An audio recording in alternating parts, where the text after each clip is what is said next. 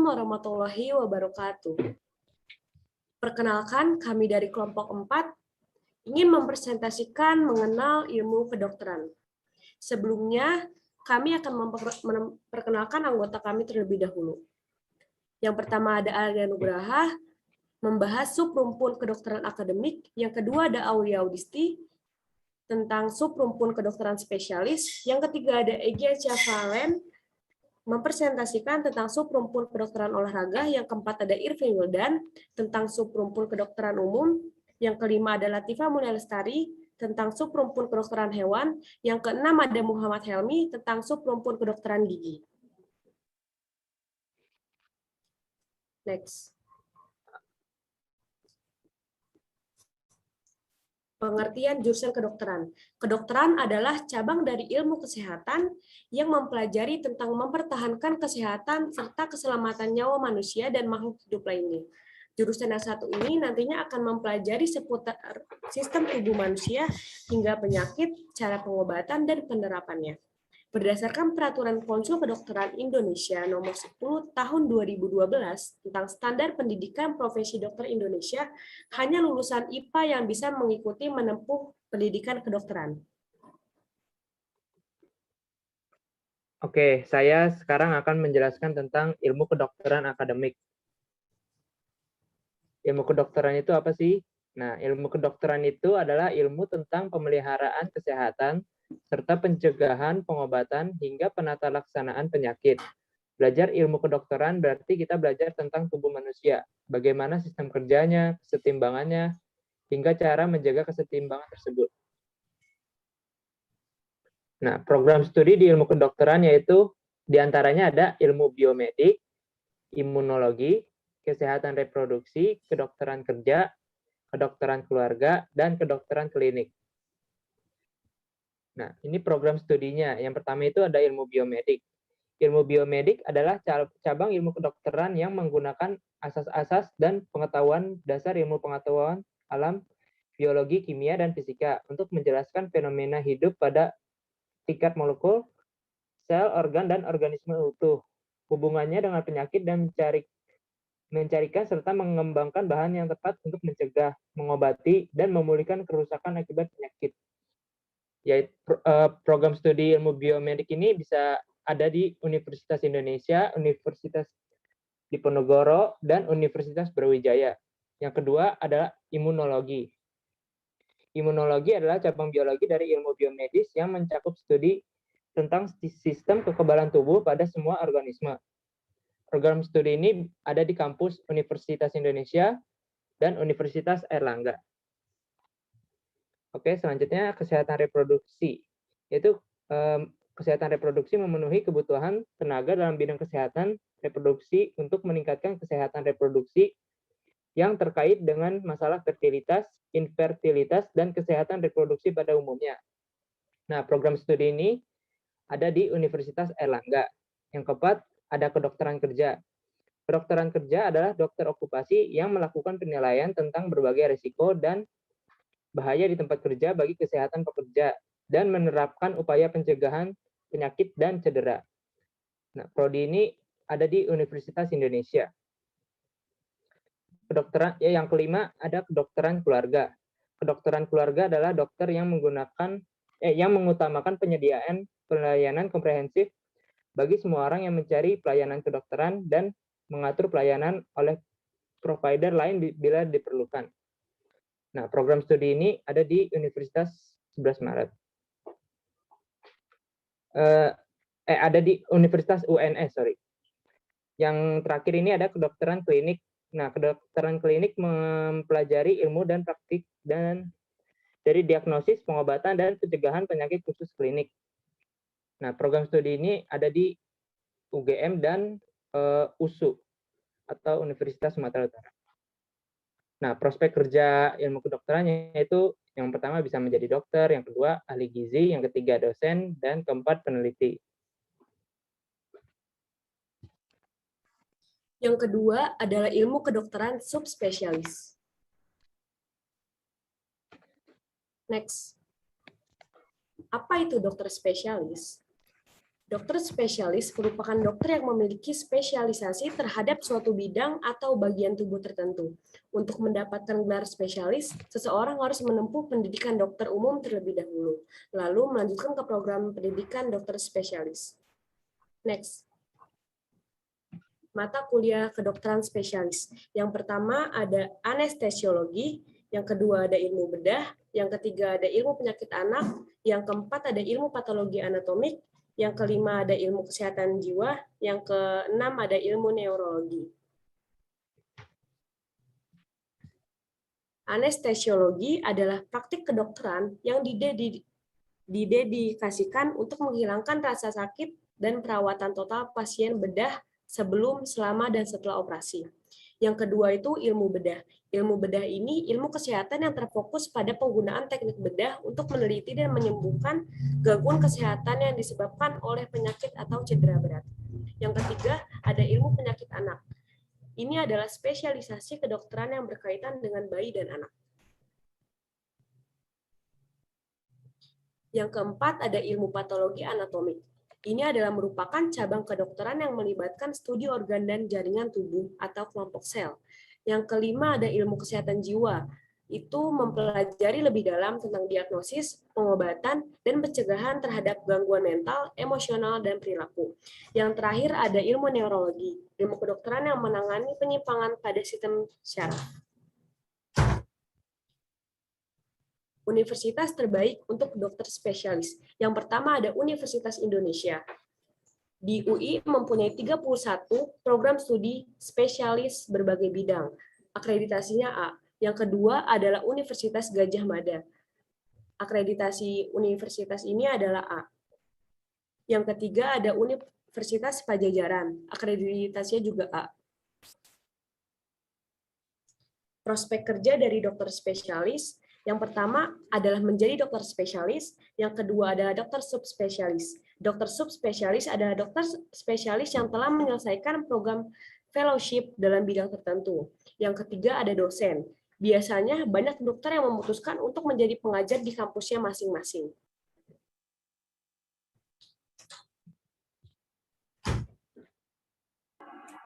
Yang ketiga, ilmu kedokteran olahraga. Next. Apa itu ilmu kedokteran olahraga? Kedokteran olahraga disebut dengan kedokteran olahraga dan latihan jasmani.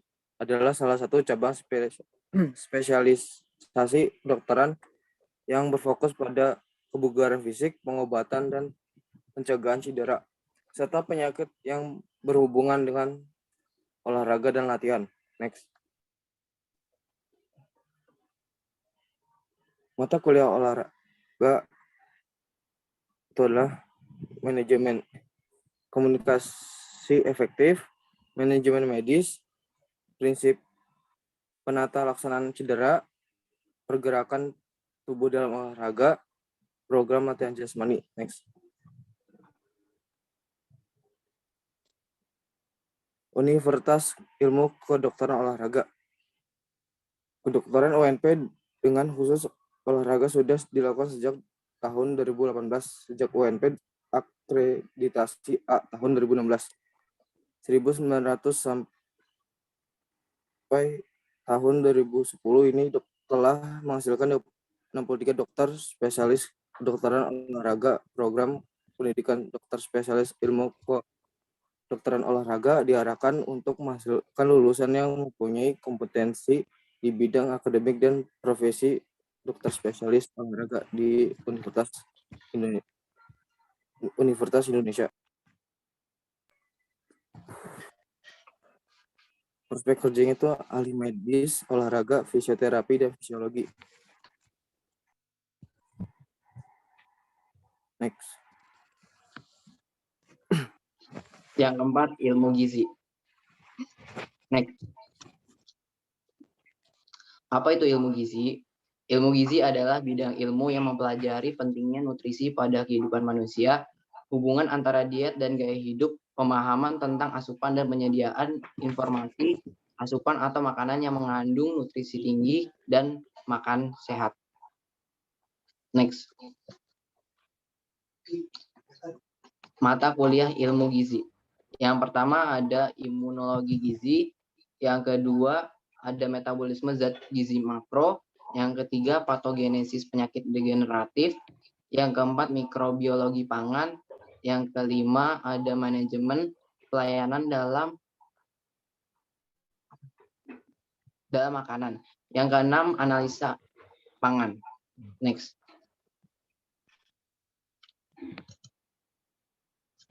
Berikutnya ada contoh PT-nya, yaitu yang pertama ada Universitas Diponegoro atau disebut Undip. Program Studi Ilmu Gizi atau PSIG FK Undip mulai berdiri pada tahun 2002. Program studi ini lahir dari bagian gizi yang ada di Fakultas Kedokteran dan memiliki akreditasi A. Yang kedua itu ada Universitas Brawijaya atau disebut Unbrau. Jurusan gizi berada di bawah Fakultas Kedokteran Universitas Brawijaya atau UB. Program studi ini kemudian berkembang menjadi jurusan gizi dengan diterbitkannya SK Rektor UB mengenai pembentukan jurusan gizi, keperawatan, dan kedokteran tanggal 6 Juni 2007 dan memiliki akreditasi B. Yang ketiga yaitu Universitas Gadjah Mada atau UGM. Program studi gizi kesehatan atau PSGK FK KMK UGM merupakan program studi sarjana gizi kesehatan penyelenggara pendidikan gizi pertama di Indonesia dan memiliki akreditasi A. Next. Prospek kerja dari ilmu gizi, yaitu yang pertama ada konsultan gizi, yang kedua ada staf rumah sakit, yang ketiga staf institusi pemerintah, dan keempat ada staf lembaga kesehatan masyarakat. Next.